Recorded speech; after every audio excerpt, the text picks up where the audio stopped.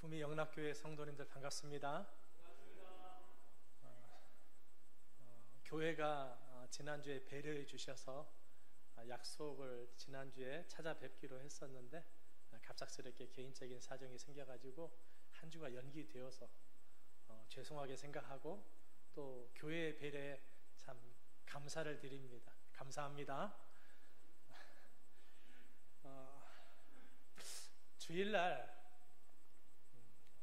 하나님 앞에 예배하는 귀한 날인데 굳이 이런 시간까지 빌어서 이단 이야기를 해야 되는가, 이런 어떤 고민과 생각들을 하시는 분들도 계실 것 같다는 생각이 듭니다.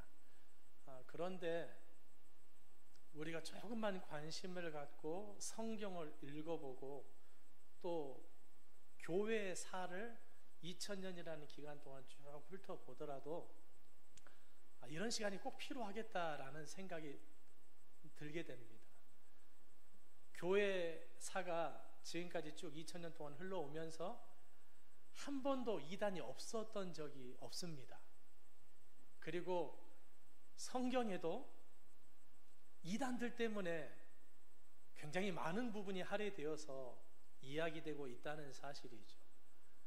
오늘 본문 삼아 썼던 베드로전서 5장에서도 사도 베드로가 근신하라, 깨어라, 너희 대적 마귀가 우는 사자같이 두루다니며 삼킬 자를 찾나니 라고 하면서, 그런데 그 사탄 마귀, 더 나아가서는 이단들을 우리가 어떻게 대적할 것이냐에 대해서 사도 베드로는 믿음을 굳건하게 해서 그를 대적하라 하고 이야기합니다.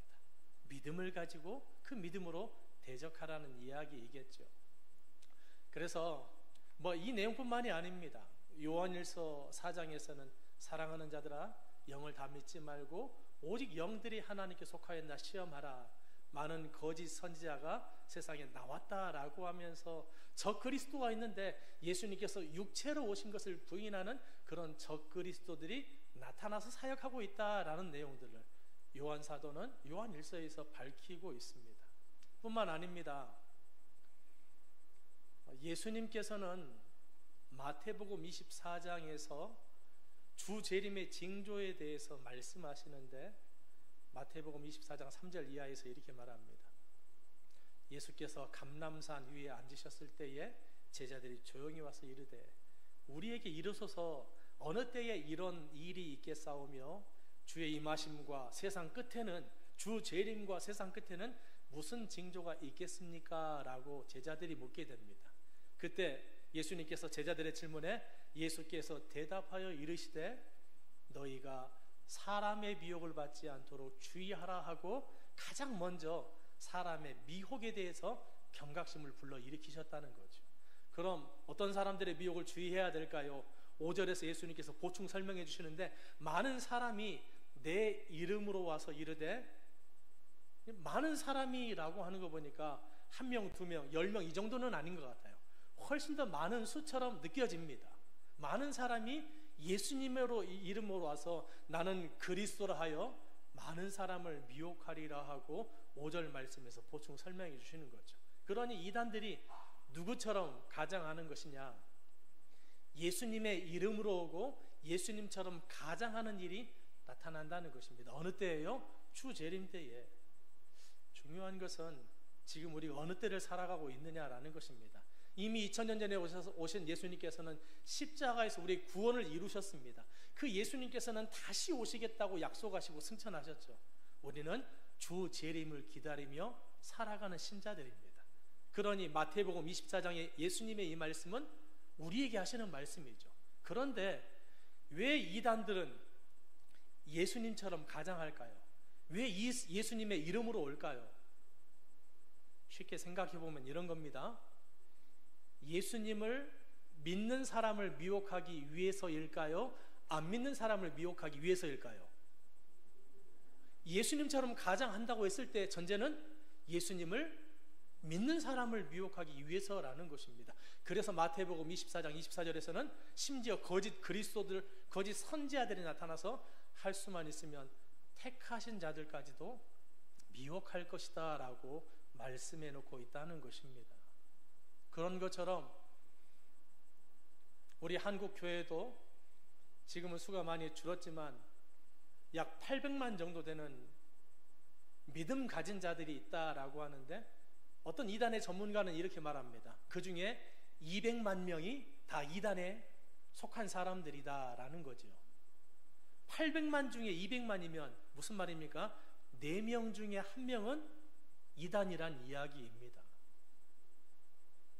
우리 구미 영락교회 성도님들은 이곳에 이단이 없으니까 그러겠지만, 우리가 조금만 관심 갖고 보면 내 가족 중에 혹은 내 친척 가운데 내 친구나 이웃 중에 누군가가 이단에 미혹되었다는 소식을 어렵지 않게 들을 수 있다는 사실입니다. 그만큼 이단의 미혹이 예수님의 말씀처럼 활발하고 왕성하게 이루어지고 있다는 사실입니다. 중요한 것은 안타깝게도 한국교회 성도님들은 이렇게 이야기를 들음에도 불구하고 이단하면 나하고 상관이 있다 없다? 나하고 상관이 없다라는 생각을 한다는 거죠. 다시 한번 말씀드립니다. 왜 이단들이 예수님처럼 가장할까요? 예수 믿는 자들을 미혹하기 위해서라면, 중요한 것은 내가 예수님을 주와 그리스도로 믿고 고백한다면 이단들은, 사탄은 여지없이 나를 미혹하려 들 것이다 라는 것입니다. 여러분, 사탄이나 이단을 우습게 보지 마시기 바랍니다. 이 사탄이란 녀석이 마태복음 4장에 보니까 누구도 미혹합니까? 광야에서 40일을 금식한 예수님도 미혹하네요. 하나님의 아들이신 예수님도 미혹해서 걸려 넘어지게 하려고 접근했다는 사실입니다. 그리고 이 사탄 마귀는 예수님의 12 제자들도 가만 놔두지 않습니다. 밀가부르듯 그들을 미혹하고 현혹했다는 사실입니다. 그 중에 한 명은 성공했죠. 12 중에 하나인 가룟 유다에게 사탄이 들어갔다라고 하면서 가룟 유다는 예수님을 팔아넘기지 않았습니까? 이처럼 사탄은 예수님과 예수님의 제자들도, 그리고 그 중에 가룟 유다까지 넘어뜨린 그런 사탄 마귀가 우리 그리스도인들을, 여기 계신 우리들을 넘어뜨리려고 미혹하지 않겠느냐라는 것이지요. 이단들이 초대교회 당시에도 초대교회 성도들을 미혹했었는데, 오늘날 이 시대에 우리들 역시나 미혹하려 들지 않겠느냐라는 것입니다. 단적인 예를 하나 성경에서 들어보도록 하겠습니다. 고린도후서 11장 3절 4절 말씀에 보면, 혹시 자막으로 띄워주실 수 있으신가요? 고린도후서 11장 3절 4절 말씀에 보면, 뱀이 그 간계로 하와를 미혹한 것 같이 라고 말합니다. 창세기 3장에서 뱀이 하와를 미혹했지요. 그런데 뱀이 하와를 미혹할 때 어떻게 미혹했습니까? 분명히 창세기 2장에서는 하나님께서 뭐라고 말씀하시느냐?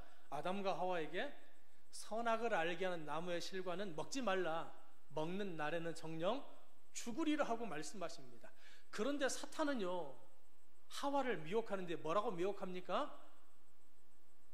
선악과 먹어도 안 죽는다라고 이야기하면서 미혹합니다. 무슨 말이냐? 하나님께서 하셨던 말씀을 왜곡해서 하더라는 거죠. 그러니까 미혹자들은 어떻게 미혹하느냐? 어떻게 미혹하냐면요, 하나님의 말씀을 그대로 전하는 것이 아니라 하나님의 말씀을 조금씩 비틀어서 왜곡해서 우리에게 다가온다는 거죠. 아니, 쉽게 이야기해 볼까요? 미국 사람이 한국 사람을 미혹하려면 최소한 한국말은 해야 될 거 아니겠습니까? 그렇죠? 영어로 아무리 샬라샬라 해봤자 우리가 미혹될 일이 없겠죠. 아무리 똑똑하게 우리에게 설명한다 할지라도 절대 미혹되지 않게 최소한 한국말을 해야 미혹되는 것 아니겠습니까? 마찬가지입니다. 우리 신앙인들을 미혹하려면, 하나님의 말씀을 들고 있는 우리들을 미혹하려면 최소한 무엇을 가지고 미혹해야 되겠습니까? 예수님처럼 가장하고 하나님의 말씀을 조금씩 비틀고 왜곡시켜가지고 우리에게 다가와야지 들을 법하고 보암직하고 먹음직하고, 그래서 손을 뻗어서 먹을 수 있는 것 아니겠습니까? 고린도서 11장 4절에서는 이렇게 이야기합니다. 만일 누가 가서 우리가 전파하지 아니한 다른 예수를 전파하거나, 혹은 너희가 받지 아니한 다른 복음을 받게 하거나, 혹은 너희가 받지 않는 다른 영을 받게 할 때 너희가 잘 용납하는구나 라고 이야기합니다. 여러분, 고린도후서 11장 4절 말씀을 제가 방금 읽어드렸는데, 고린도후서는 사도 바울이 고린도 교회에 보낸 편지입니다. 고린도 교회에 보낸다는 말은 무슨 말입니까?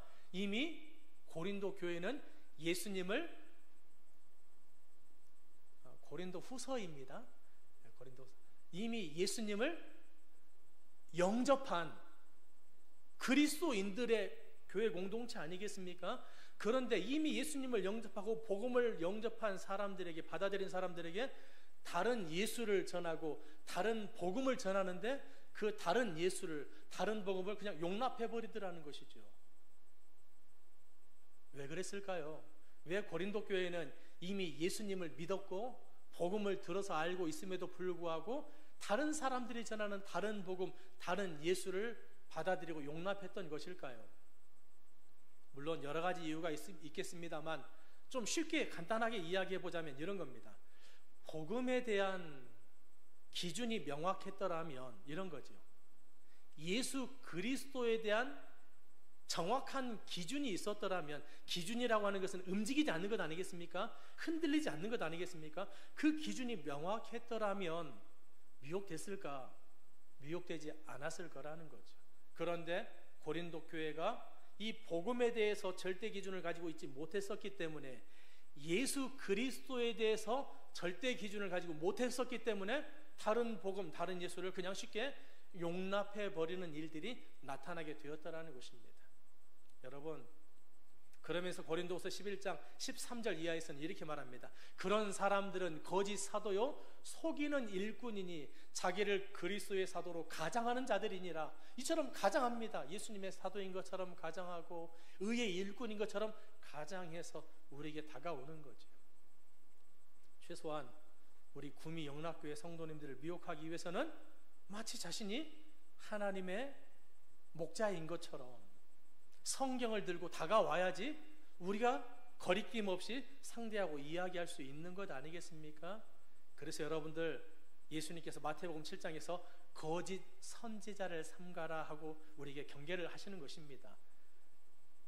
양의 옷을 입고 나오나 속에는 노략질하는 일이라 하고 말합니다. 자, 겉으로 보니까 뭐예요? 겉으로 보니까 뭐예요? 양입니다. 양으로 보이는 거죠. 그런데 안에는 그 우리를 노략하려고 하는 이의가 숨어 있는 것이죠. 이처럼 이단들은, 거짓 선지자들은 위장하고 가장해서 우리에게 다가온다는 사실을 우리는 기억해야 되겠습니다. 첫 번째 주의할 것 이겁니다. 지금부터 여러분들 이단하면 나하고 상관이 없다 이런 생각에서 이단, 그래 예수 믿는 나와 상관이 있구나라는 이 출발선에 서셔야지 이단을 그래도 잘 방어하고 잘 대처할 수 있다는 것입니다. 자, 그럼 교회사에 나타난 여러 이단들이 있는데 그 이단들에 대해서 우리가 굳이 알 필요는 없습니다. 나중에 이제 신학을 공부하시는 신학자들이나 또 신학생들이 이제 공부해야 될 영역으로 좀 치부해 두고, 우리가 알아야 될 것은 현재 우리 주변에서 우리를 노략하려고 하는 그 이단들이 도대체 어떤 이단들이 있는지, 그런 이단들에 대해서 조금 생각해 보면 좋을 것 같습니다. 저는 둘로 나눕니다. 간단하게. 첫 번째는 신비주의형 이단이라고 말합니다. 무엇인가 기적과 놀라운 이적을 보이면서 우리에게 다가오는 것이죠. 그러니 어떤 성도님들이 잘 미혹되겠습니까? 이적이 필요한 성도님들이 잘 미혹되는 거죠. 기적이 필요한 성도님들이 잘 미혹되는 것이죠. 갑자기 가산이 망했다든지, 갑자기 건강이 나빠졌다든지, 죽음의 위기 가운데 있다든지, 이런 분들은 쉽게 잘 그런 이적과 기적을 보이는 이단에 미혹될 가능성이 있다는 사실입니다. 하지만 여러분, 이적과 기적은 교회 안에서만 나타나는 역사가 아니라는 사실을 아셔야 됩니다. 기적과 이적은 하나님 안에서도 나타나지만 사탄의 손을 통해서도 얼마든지 나타날 수 있다는 것입니다. 그걸 잘 보여주고 있는 것이 출애굽의 역사 아니겠습니까? 모세가 가지고 있었던 지팡이를 던지니까 뭘로 변합니까? 뱀으로 변하지요. 애굽의 술사들도 자신이 가지고 있는 지팡이를 던지니까 뭘로 변합니까? 역시나 뱀으로 변합니다. 그러니까 하나님의 기적만 있는 게 아니라 사탄의 기적과 이적도 얼마든지 나타날 수 있다라고 하는 것을 우리는 기억해야만 합니다. 그래서 이적과 기적이 나타났어, 무조건 하나님의 역사야 라고 이렇게 단정 짓지 말고, 중요한 것은 그래서 우리에게 분별할 수 있는 기준인 하나님의 말씀을 준 것 아니겠습니까? 그래서 하나님의 말씀을 기준으로 우리는 모든 것을 분별하고 판단하실 수 있어야 되겠습니다. 그런 이단들이 있습니다. 신비주의형 이단. 혹시 만민중앙교회라고 들어보셨나요? 뭐 그런 이단들이 신비주의형. 여러분, 만민중앙교회라고 하는 곳에 뭔가 신비한 것을 막 보여주고 구름이 막 둥둥 떠다니는 것도 막 보이고 하는데, 여러분 그곳에 미혹되어 있는 사람들이 미련하고 어리석은 사람들이라고 단정 짓지 마시기 바랍니다. 진짜 뭔가를 보니까 가는 거예요. 뭔가를 경험하고 체험하니까 가는 거라고요. 그래서 그들이 경험하고 체험하는 것을 무시해서는 안 되고, 중요한 것은 나도 혹여라도 그렇게 이적과 기적에 휩쓸려 가지고 미혹될 가능성이 있다는 사실을 전제하고, 우리는 기적과 이적이 하나님이냐 아니냐를 나누는 기준이 아니라 하나님의 말씀이 기준이 된다는 사실을 다시 한번 기억하셨으면 좋겠습니다. 두 번째 이단은 교리형 이단이라고 저는 개인적으로 이름 짓습니다. 교리형 이단이라는 것은 성경 공부를 통해서 미혹하는 이단들입니다. 여러분들 JMS라고 들어보셨죠? 네, 거기도 성경 공부를 통해서 미혹합니다. 오늘 중점적으로 이야기할 신천지도 마찬가지로 성경 공부를 통해서 미혹하고요. 하나님의 교회라고 들어보셨나요? 여기는 참 신기하게도 아빠 하나님, 엄마 하나님이 있습니다. 아버지 하나님, 어머니 하나님이 있습니다. 그런데 황당하지만 이야기를 듣다 보면은요, 그럴싸해질 수 있습니다. 예를 하나 들어볼까요? 안상호 하나님의 교회에서는 아버지 하나님, 어머니 하나님 이렇게 이야기합니다. 우리한테는 되게 낯설고 생소하죠. 이상하고 용납할 수 없는 개념인 것처럼 들립니다. 그런데 창세기 1장에 그들은 어떻게 해석을 하느냐, 성경을? 창세기 1장 26절에 보니까 하나님께서 하나님의 형상대로 사람을 창조하시되 남자와 여자로 창조하셨다라고 이야기합니다. 자, 그럼 하나님의 형상대로 사람을 만들었는데 남자와 여자를 창조했으면, 보세요 여러분들, 손가락이 5개 있으니까 이 그림자가 밑으로 그림자가 5개 생기는 것 아니겠습니까? 그런 것처럼 남자와 여자를 창조했다면 하나님도 남자 하나님, 여자 하나님이 있네요. 그렇죠? 이렇게 시작하는 거예요. 창세기 여기서부터 시작해가지고 아브라함을 거쳐서 구약과 신약을 쭉 관통해가지고 요한계시록까지, 요한계시록 22장 17절에 나와 있는 성령과 신부가 말씀하시기를 하면서 이미 안상홍 씨는 죽었잖아요. 그러니까 영으로 신부인 장길자와 함께하고 있다. 이렇게 탁 맞아떨어지니까 듣다 보면 옳거니 이런 생각이 들어지더라는 것입니다. 이처럼 잘못된 것입니다. 성경을 왜곡함으로 말미암아 이런 문제들이 파생하게 되더라는 것입니다. 뭐 JMS도 마찬가지고요, 신천지도 마찬가지입니다. 조금 더 쉽지만 예를 하나 들어보도록 하겠습니다. 여러분 한번 잘 들어보시기 바랍니다. 요한복음 2장 19절 이하에서는 예수님과 유대인들이 갈등하는 상황이 펼쳐지는데요, 예수님께서 너희가 이 성전을 헐라 내가 사흘 만에 일으키겠다라고 말씀하십니다. 그랬더니 유대인들이 난리가 났습니다. 여러분 한번 생각해 보세요. 누군가 여기 와가지고 여러분 영락교회를, 구미 영락교회를 여러분들이 무너뜨려 보시기 바랍니다. 내가 3일 만에 일으키겠습니다라고 하면 여러분들 뭐라고 하시겠습니까?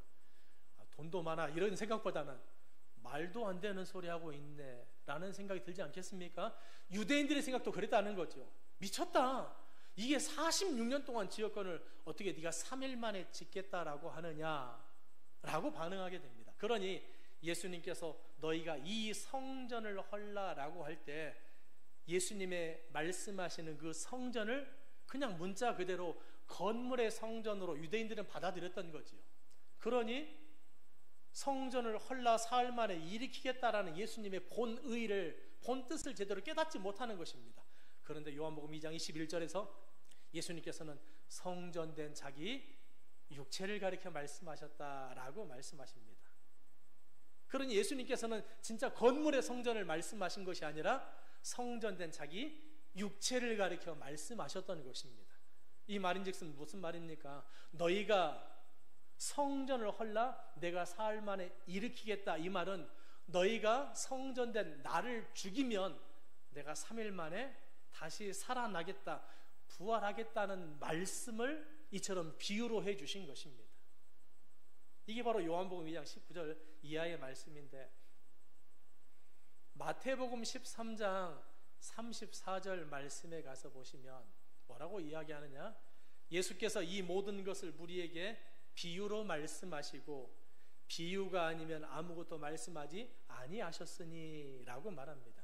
그러니 예수님께서 비유로 말씀하셨다는 것은 비유로 말씀하신 그 문자 그대로를 받아들이면 유대인들처럼 오해하게 되는 거죠. 예수님께서 말씀하시는 뜻을 깨닫지 못하게 되는 것입니다. 유대인들은 예수님의 비유의 말씀을 문자 그대로 받아들임으로 말미암아 오해하였지만 제자들은 어떻습니까? 마가복음 4장 34절 말씀 가서 보시니까 다만 혼자 계실 때에 그 제자들에게는 그 비유의 말씀을 해석해 주시더라 하고 말씀해 놓고 있습니다. 그러니 제자들은 예수님께서 혼자 계실 때 그 비유의 말씀들을 해석해 주시니까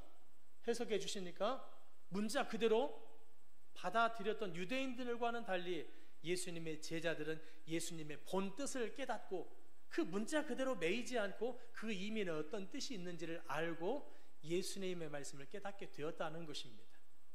예수님의 비유의 말씀을 문자 그대로 받아들여서 오해한 유대인들, 예수님의 비유의 말씀을 예수님께서 그들에게는 다시 해석해 주심으로 말미암아 제대로 깨달은 제자들, 깨닫고 깨닫지 못하고의 차원에서 그냥 끝나는 것이 아니라 마가복음 4장 11절 12절에서는 뭐라고 이야기하느냐? 예수님께서 그들에게 비유로 말하기는 그들이 들어도 듣지 못하고 깨닫지 못하여 그들이 돌이켜 죄사함을 얻지 못하게 하려 합니다 라고 말씀하십니다.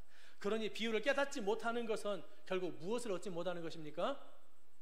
죄사함을 얻지 못하는 것입니다.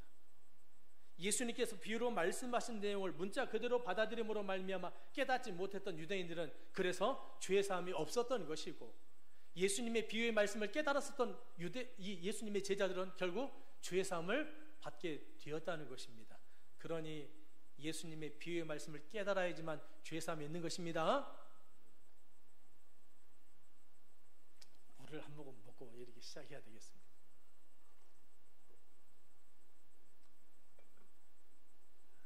자, 이제는 제가 이 말씀을 이야기하기 전의 상황으로 한번 돌아가서 좀 살펴보면 좋을 것 같아요. 제가 처음에 뭐라고 말씀을 드렸습니까? 신천지는 이렇게 가르칩니다. 신천지는 성경을 왜곡해서 이렇게 가르칩니다 라는 말로, 이단은 이렇게 가르칩니다 라는 말로 시작하면서 요한복음 2장을 시작하고 마태 13장, 마가복음 4장, 또 11절 12절을 쭉 설명했는데 여러분들 듣다 보니까 어떻습니까? 아멘 이런 반응들이 나오죠. 지금까지 여기까지 듣고 조시면 큰일 납니다. 제가 잘못된 교리를 전하고 가는 꼴이 되니까 지금부터 정신을 바짝 차리고 잘 들으시기 바랍니다. 여러분, 제가 방금 4개의 성경 구절을 소개했습니다. 요한복음 2장 19절에서 21절, 마태복음 13장 34절, 마가복음 4장 34절, 그리고 마가복음 4장 11절 12절 4개의 성경 구절을 들어서 뭘 설명드렸느냐? 죄사함에 대해서 설명을 드렸습니다. 죄사함은 어떻게 얻는 것이라고요? 예수님의 비유의 말씀을 깨달아야지만 죄사함을 받을 수 있다라고 설명을 드렸죠. 그런데 여러분들 돌이켜 생각해 보시기 바랍니다. 신앙생활을 10년 했던, 1년 했던, 20년, 30년 했던 지금까지 여러분들이 들어왔던 죄사함과 구원은 어떻게 얻는다고 들어왔습니까? 어떻게 얻는다고 알고 있습니까? 어떻게 구원받는다고 들어왔습니까? 어떻게 알고 있죠? 십자가에 달리신 예수님, 내 죄를 대신 짊어지시고 대속 제물이 되어서 돌아가신 그 예수님, 그 예수님께서 십자가의 죽으심으로 말미암아 나도 죽고 그분이 살아나심으로 말미암아 나도 새 생명 가운데 다시 살아났다. 그 십자가에 달리신 예수님을 믿기만 하면, 믿으면 우리는 죄사함을 받는다, 구원받는다라고 배우지 않으셨습니까? 맞죠? 교회에서 신앙생활을 시작하면서 듣게 되는 죄사함과 구원에 대한 내용이 바로 이 내용입니다. 이 내용 외에 다른 내용은 아무것도 없다는 사실입니다. 그런데 누군가가 성경 구절을 4구절 가지고 와가지고 설명하다 보니까 비유의 말씀을 깨달으면 죄사함이 있습니다. 예수님도 부정하지 않죠. 예수님의 말씀도 부정하지 않죠. 예수님 말씀을 그렇게 연결해가지고 아전인수격으로 연결해가지고 무슨 말이냐? 요한복음 2장 19절과 마태복음 13장이 연결시킬 수 있는 내용일까요? 마태복음 13장과 마가복음 4장 내용이 이렇게 연결시킬 수 있는 내용일까요? 정말 그 안에 있는 내용들이 본뜻일까요? 아니라는 것입니다. 요한복음 2장 19절 내용을 읽어보시면은요, 예수님께서 성전을 헐라라고 말씀하셨을 때 제자들에게는 해석해 주셔가지고 깨달았다라고 말하는데 그렇지 않습니다. 요한복음 2장 19절 이하를 쭉 읽어보시면 제자들은 나중에 예수님께서 부활하신 후에 깨닫게 됩니다. 제자들에게 따로 가르쳐서 깨닫게 된 게 아니에요. 그러니 연결하지 말아야 될 성경 구절을 인위적으로 목적을 가지고 자신의 교리를 합리화하기 위해서 연결시켜서 새로운 죄사함 교리를 만들어내더라는 것이죠. 이게 바로 이단입니다.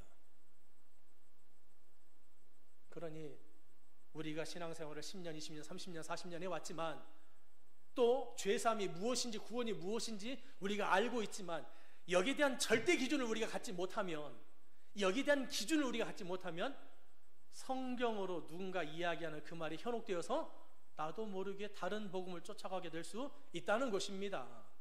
나도 모르게 성경으로 이야기하니까 성경적이겠거니, 아니 성경에 다른 것으로 말하지 않으니까 이것은 옳겠거니 라고 하면서, 왜 그렇습니까? 신앙인들의 가장 큰 장점이다 약점이 무엇입니까? 이 성경을 하나님의 말씀으로 믿는 것입니다. 하나님의 말씀이니까 내 생각보다는 하나님의 말씀을 더 따라야 되고, 내 생각을 기준 삼기보다는 하나님의 말씀을 기준 삼아서 가야 되지 않겠습니까? 그런 우리의 심리를, 그런 그리스도인의 심리를 이단들은 악용하고 이용해가지고 우리를 현혹하고 미혹하더라는 것입니다. 그런 여러분, 복음에 대한, 예수 그리스도에 대한, 죄사함에 대한 절대 기준을 갖추시길 바랍니다. 그리고 이 기준에서는 조금도 양보하지 않으셨으면 좋겠습니다.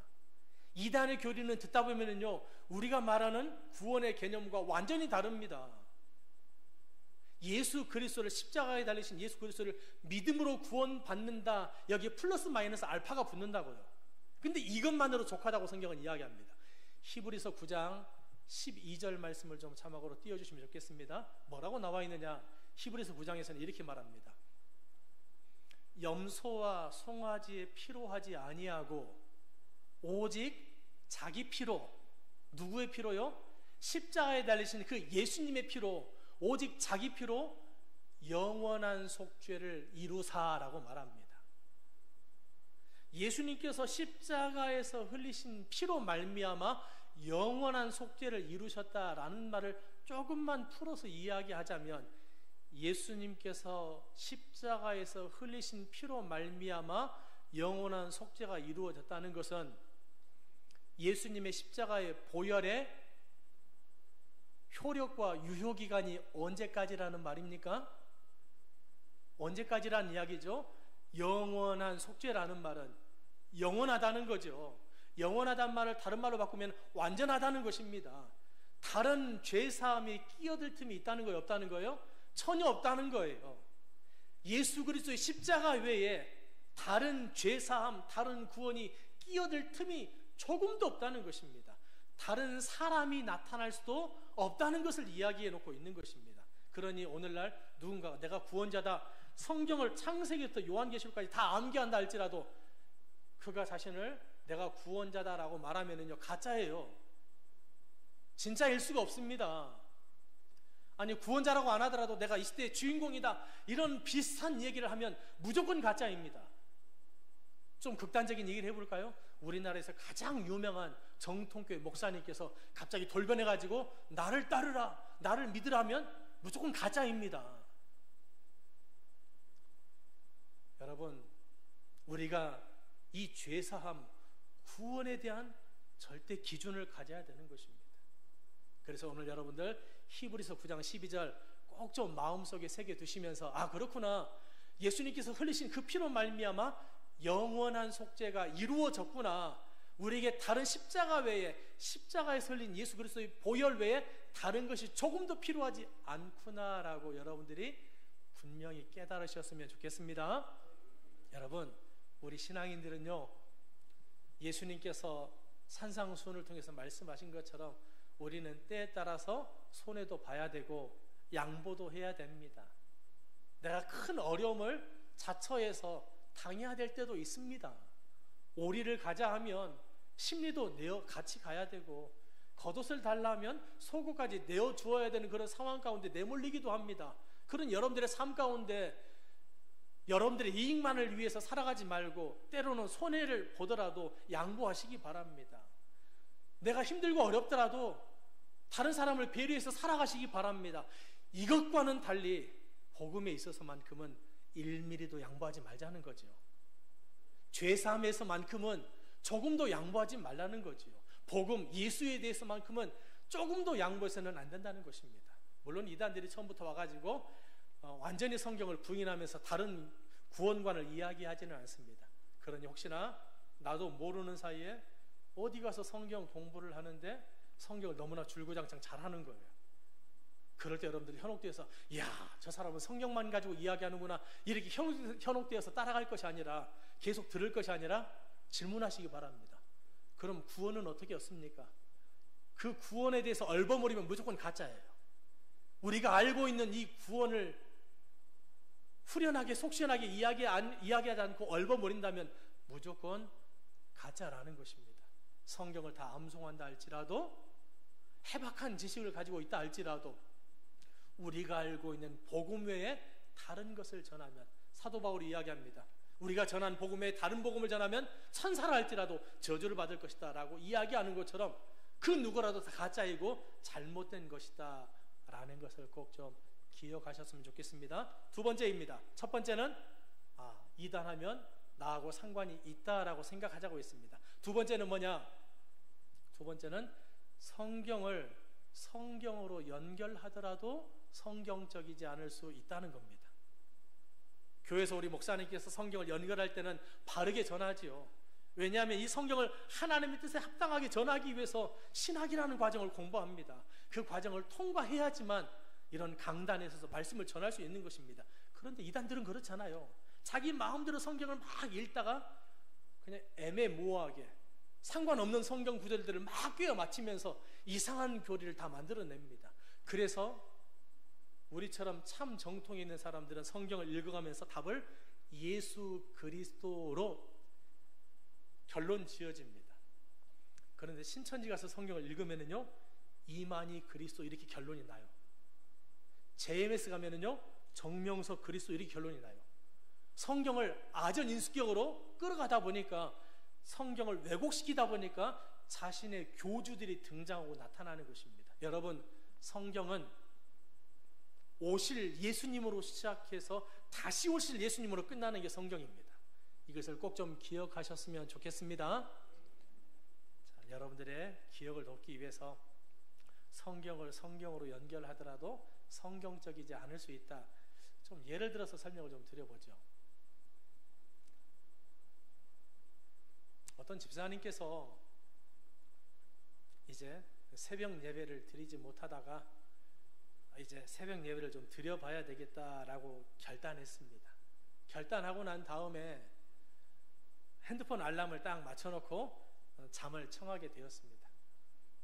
그런데 아침에 눈을 뜨고 보니까요, 늦어버렸습니다. 7시인 거예요.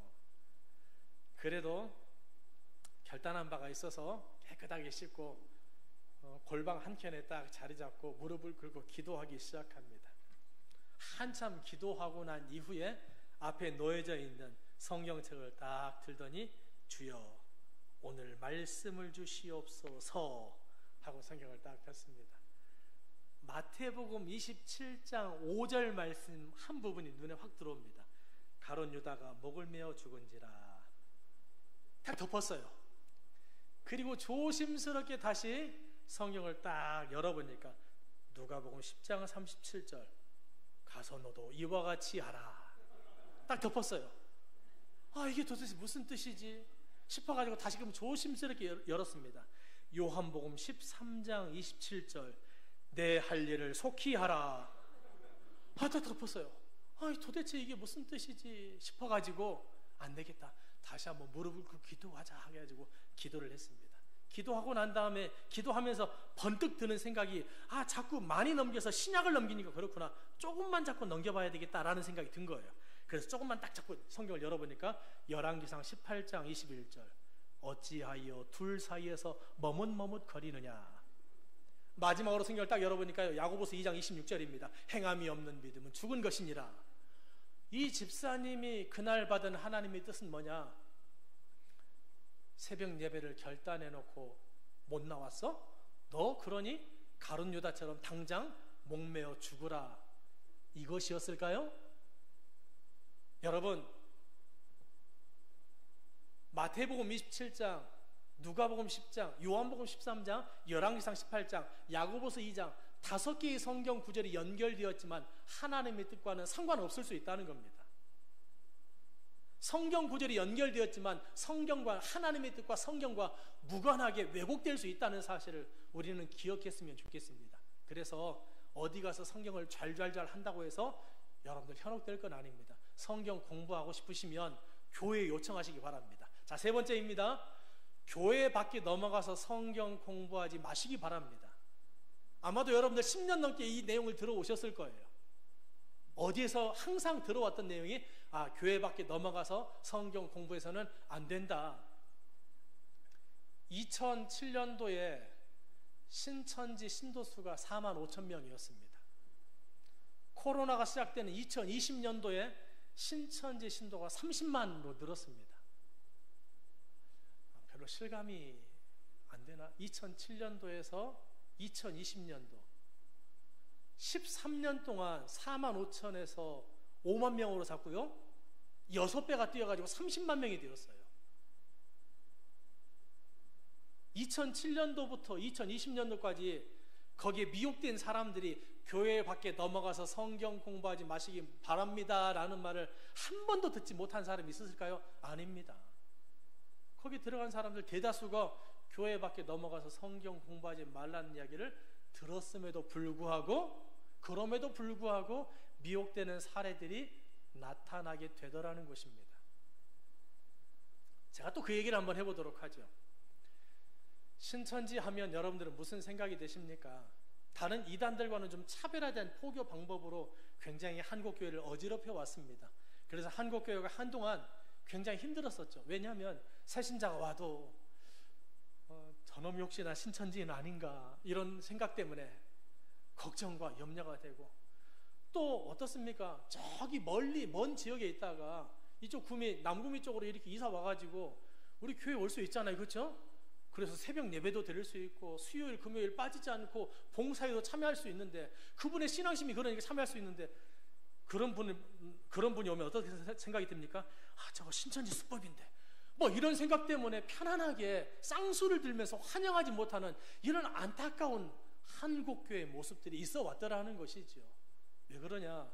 신천지가 마치 북한에서 간첩을 침투시키는 것처럼 교회에 간첩 신천지인들을, 추수꾼이라고 하는 신천지를 침투시키다 보니까, 신앙인들의 모임에 침투시키다 보니까 교회가 불안한 거죠. 새로 찾아오는 사람에 대한 그런 신뢰를 제대로 온전히 줄 수가 없게 되는 이런 상황 가운데 굉장히 혼란스러웠습니다. 예전에 어떤 교회에서는요, 충격적인 일이 나타나기도 했었습니다. 서울에 있는 S교회인데 갑자기 2007년도 그쯤이었어요. 이런 종이 A4 용지를 탁하니 가져오더니 담임 목사님께서, 내가 신천지 명단을 가지고 있다, 지금 이 자리에 신천지인들이 있으면 다 나가라니까, 막 성가대석에서 일어나, 앞에서 뒤에서 일어나 300명이 그 자리에서 쭉 나가는 그런 사건들도 있었고요. 별의별 일이 다 있어 왔습니다.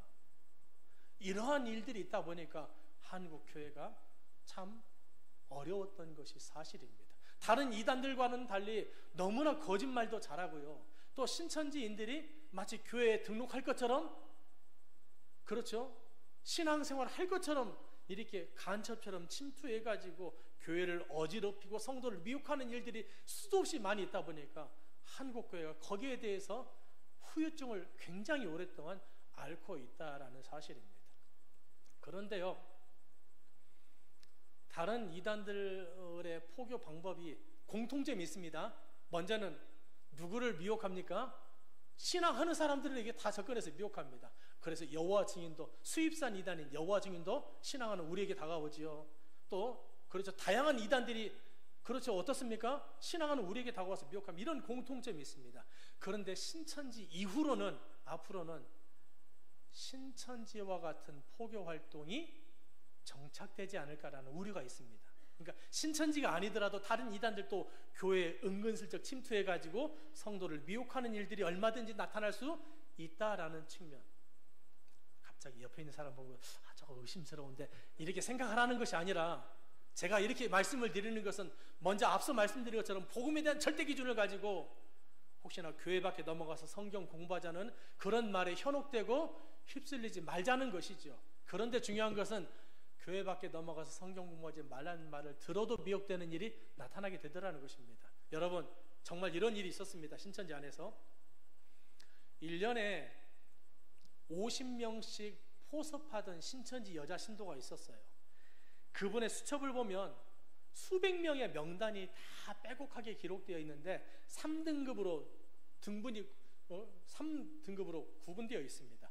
1등급은 당장 포섭할 대상자들, 그리고 2등급은 앞으로 6개월 안에 포섭해서 포교할 사람들, 그리고 3등급은 1년 이후에 포섭할 사람들. 나름대로 이런 기준을 가지고 1등급, 2등급, 3등급 정해가지고 관리하고 이렇게 포섭하던 사람이 있었는데, 그 사람이 갑자기 당장 포섭하는 대상 가운데 한 명이 만성 신부전증으로, 이 콩팥이 2개 다 고장 난 거예요. 만성 신부전증으로 일주일에 3번씩 투석을 받아야 되는 상황 가운데 놓이게 된 것입니다. 그랬더니 신천지 여자 신도가 그분의 손을 꼭 하니 잡더니, 집사님, 내 콩팥이 집사님에게 맞으면 집사님에게 떼어줄게요. 병원에 갑시다 하고 데려갔습니다. 안 놀라시네요. 놀래야 되는 타이밍인데, 여러분들이 만약에 정말 위급한 상황 가운데 놓였습니다. 장기를 이식받아야 되는 상황 가운데 놓여 있다든지 아니면 골수를 이식받아야 되는 상황 가운데 놓여 있다고 가정해 보겠습니다. 그런데 아니, 선뜻 가족들도 쉽지 않습니다. 결단하는 것이. 그렇지요. 그런데 나하고 생판 상관없는 사람이 다가와가지고 내 장기를 이식시켜 주겠다고, 내 골수를 이식시켜 주겠다라고 한다면 이런 사람들은 두말할 것 없이 뭡니까?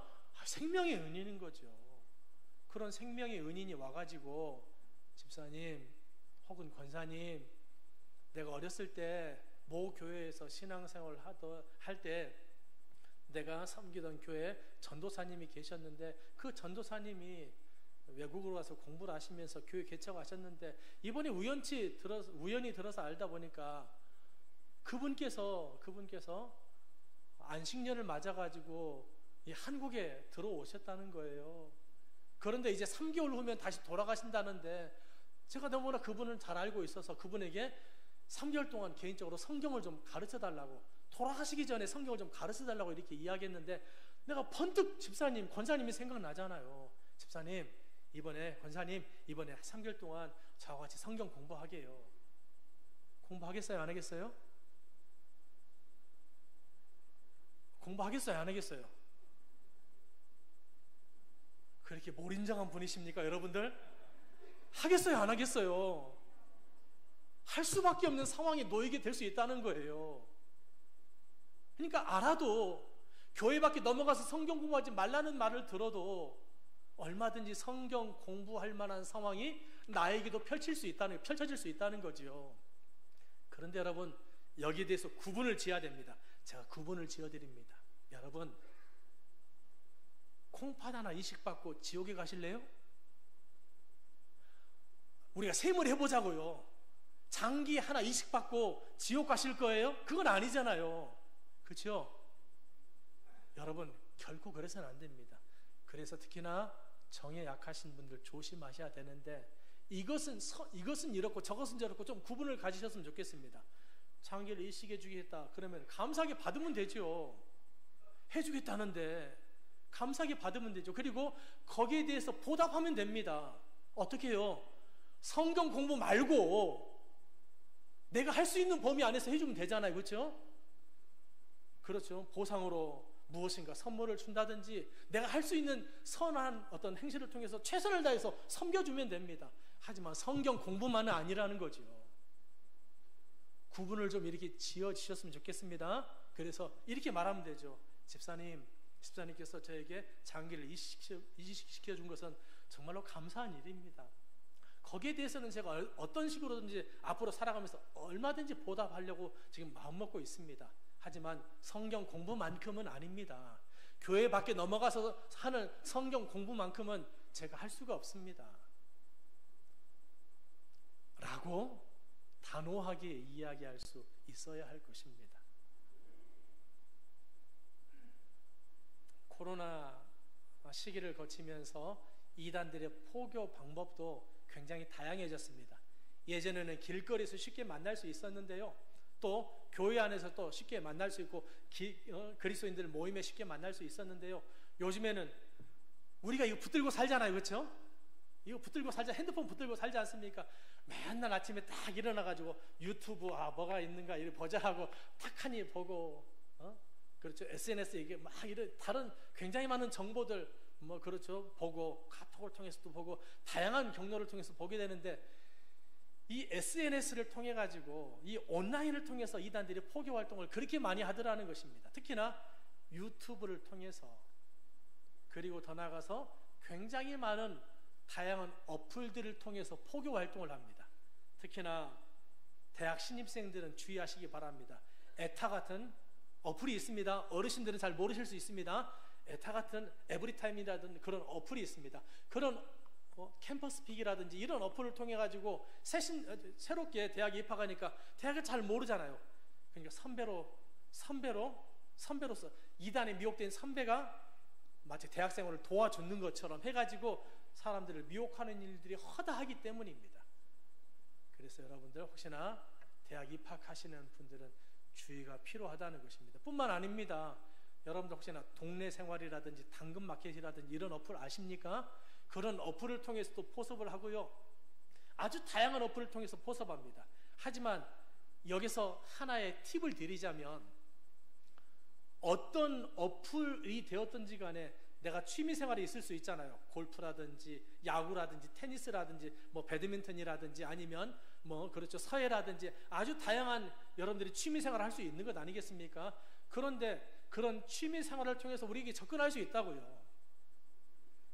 제가 방금 예를 들었었던 그 취미생활은 신앙생활하고는 전혀 상관이 없잖아요. 그런데 이단들이 만들어 놓은 어플들은 이단들이 접근하는 그 어플들을 통해서는 어떤 일들이 나타나느냐, 신앙의 색채가 전혀 없었는데 중간에 신앙의 색채로 바뀝니다. 성경 공부와는 전혀 상관이 없었는데 중간에 성경 공부로 돌변하고, 신앙의 색채가 전혀 없었는데 신앙의 색채로 바뀐다. 특히나 상담과 관련돼서는 주의가 대단히 필요합니다. 꼭 좀 기억하시기 바랍니다. 그래서 팁입니다. 이것은 신앙과는 전혀 상관없었는데 상담 때문에 접근했었는데 갑자기 성경 가지고, 성경의 인물 가지고 상담을 해주겠다 한다, 성경 공부를 해주겠다 한다. 이건 무조건 이단입니다. 우리가 이단을 피하기 위해서는요, 그냥 방에 가만히 있어야 돼요. 그럴 수는 없잖아요. 사회생활도 해야 되는데.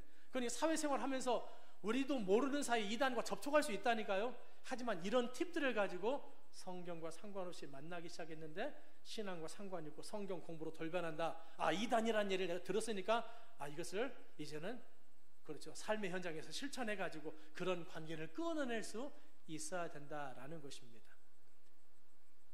하나 더 예를 들어볼까요? 알매도 불구하고 미혹될 수 있다. 2020년도에 코로나가 굉장히 크게 확산되었던, 그런 촉발되었던 계기가 대구에서 있었지 않았습니까? 그 대구와 관련된 게 또 신천지였지요. 그러다 보니까 정부에서는 전수조사를 해가지고 신천지 모든 명단을 다 가지고 전화를 다 돌리다 보니까 가족들이, 신천지인을 가족으로 둔 다른 가족들이 다 알게 된 거죠. 다 알게 된 거죠. 그러니 자신의 신천지인이라는 사실이 노출되다 보니까 더 이상은 포섭 활동을 할 수 없는 그런 상황 가운데 한동안은 놓이게 됐었습니다. 그런데 그런 상황도 돌파하면서 포교 활동을 하더라는 거죠. 어떤 자매가 이제 신천지인이고 가족들에게도 주변 사람들에게도 다 노출되어 버린 상황입니다. 그럼에도 불구하고 포교 활동을 합니다. 어떻게 포교 활동을 하느냐? 자신이 포섭할 대상자를 찍어놨습니다. 그리고 그 포섭할 대상자에게 연락을 합니다. 이렇게 연락합니다. 누구야, 너도 내가 신천지인인 것을 알고 있지? 근데 내가 지금 마음이 너무나 힘들어서 너에게 좀 도움을 청하려고, 너에게 좀 상담을 하려고 이렇게 전화했어. 내가 신천지라는 것이 이번에 코로나 때 드러나다 보니까 뭐 너희들뿐만 아니라 주변에서 특히나 가족들도 나를 왕따시키고 손절해 버렸어. 그래서 내가 지금 살 자리가 전혀 없이 너무나 외롭고 힘들고 지금은 죽고 싶은 심정까지 들어. 이렇게 이야기를 해오는 것입니다. 그런 얘기를 여러분들이 들었다면 어떻게 하겠습니까? 저놈은 신천지니까 당장 죽어도 괜찮아, 이런 생각보다는, 그렇죠, 최소한 죽어서는 안 된다 이런 생각이 우리 들지 않겠습니까? 그러니 그런 생각을 가지면 안 되지. 그래도 좀 어떻게 살아봐야 되지. 아마 가족들도 나중에 괜찮아질 거야. 뭐 이런 식으로 계속 이야기해 올 것 아니겠습니까? 그런 식으로 한 번, 두 번, 세 번 하면서 조금 그래도 나의 어떤 상황과 어려움을 하소연하면서 조금 더 친밀해지고 친숙해져 가는 거죠. 그렇게 친밀해져 가는 중에 이렇게 말합니다.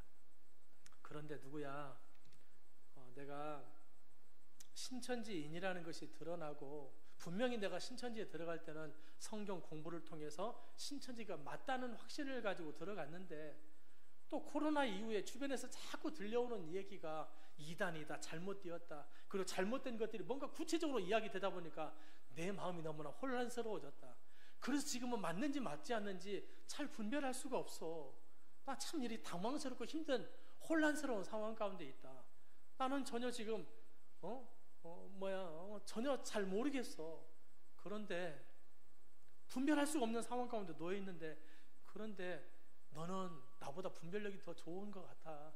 그러니 네가 한 달 동안만 신천지 성경 공부를 들어보고, 그리고 네가 아니라고 하면 내가 신천지 나올게.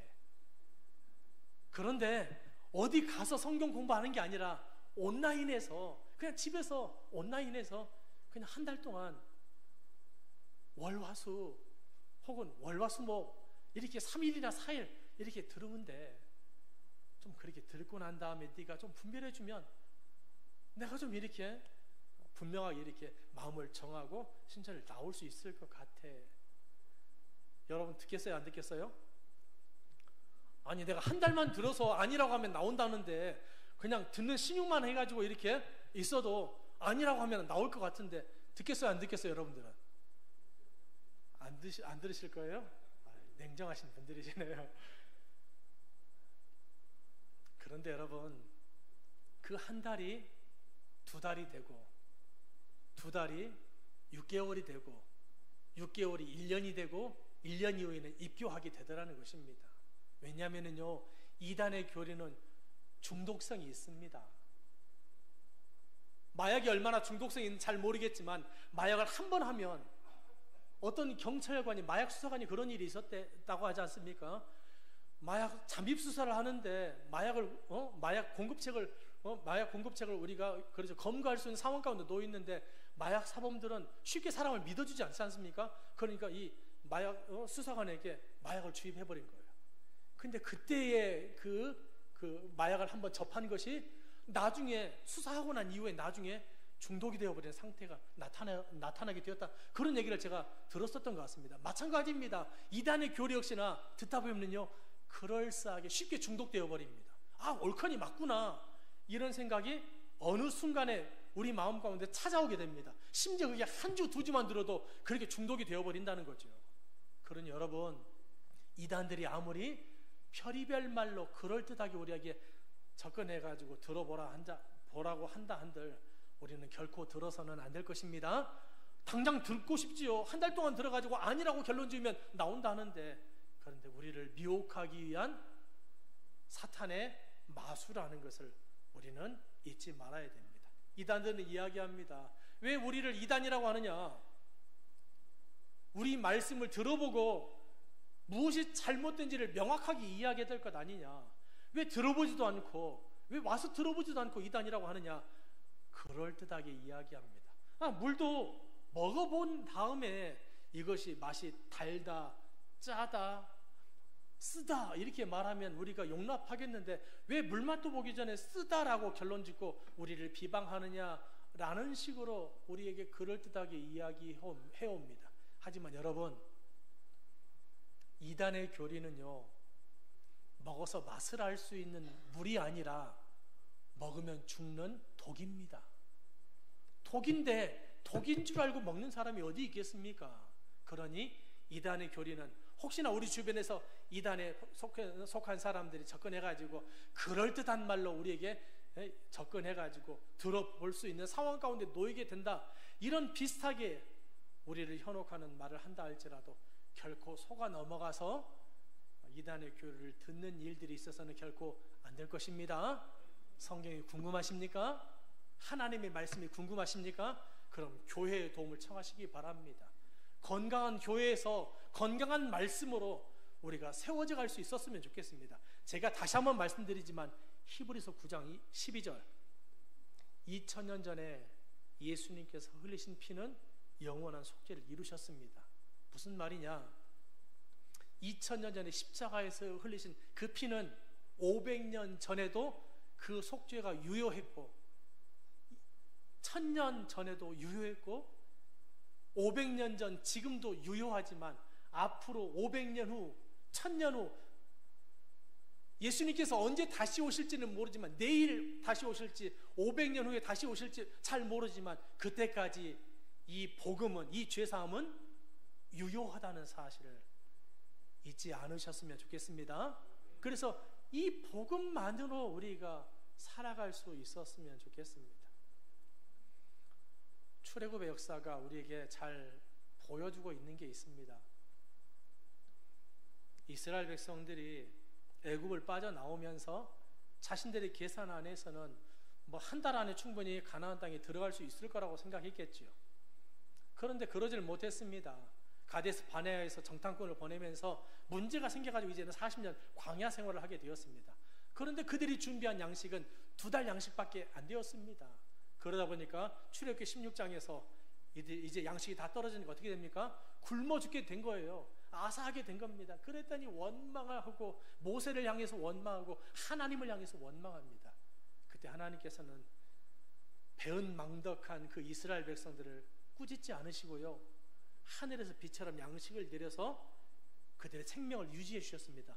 만나를 허락해 주셨습니다. 만나를요 40년 동안 한 번도 끊이지 않고 그들에게 허락해 주셨습니다. 그 만나 먹고 가나안 땅에 못 들어가는 사람 한 명도 없었습니다. 영양실조 걸렸다는 얘기 하나도 안 나와 있고요, 건강이 상했다는 얘기, 생명에 조금의 위협이 있었다는 얘기 한 번도 없습니다. 그만큼 만나는 가나안 땅에 들어갈 때까지, 가나안 땅에 들어가서 그들이 양식을 자급자족할 때까지 그들의 생명을 지키기에 충분했다는 사실입니다. 이것이 무엇을 말해주고 있습니까? 요한복음 6장에서 예수님께서 말합니다. 내가 바로 만나다, 내가 하늘에서 내려온 산떡이다, 내가 바로 만나다라고 이야기합니다. 여러분, 이스라엘 백성들은 광야에서 만나를 먹으면서 가나안 땅에 들어갔습니다. 우리는 세상, 애국과 같은 세상에서 벗어나서 가나안과 같은 하나님의 나라에 갈 때까지 만나이신 예수님만으로 충분하다는 것입니다. 그 예수님을 붙들고 살아가면 되는 것입니다. 그래서 복음은요 처음 신앙을 시작하는 분에게는 생소할 수 있습니다만, 신앙생활을 해오시는 분들에게는 복음은요 생소한 것일까요? 익숙한 것일까요? 익숙한 것입니다. 2000년 동안 계속 익숙해져 왔습니다. 그래서 신앙생활을 해왔었던 우리들에게 복음은 익숙한 거예요. 그런데 생소한 복음이 들려온다? 이건 무조건 가짜예요. 무슨 말인지 아시겠죠? 생소하게 구원이, 생소한 복음이 들려온다, 이건 가짜라고요. 복음은 익숙한 겁니다. 그런데 진리가요, 단점이 하나 있습니다. 진리는요, 진리입니다. 만나도 먹다 보니까 어떻습니까? 민수기 21장에서 이스라엘 백성들이 이 하찮은 음식이라고 하나님께 주신 그 양식을 비방합니다. 그러니 하나님께서 불뱀을 보내서 다 죽여버리지 않습니까? 그런 것처럼 우리도 진리를, 복음을 계속 듣다 보니까 진리가 진리입니다. 딴 거 이제 진리지 않는 다른 음식을 막 찾고 하다 보니까 다른 복음, 생소한 복음을 찾는데 이거 잘못된 거예요. 이것은 비뚤어진 호기심이라고요.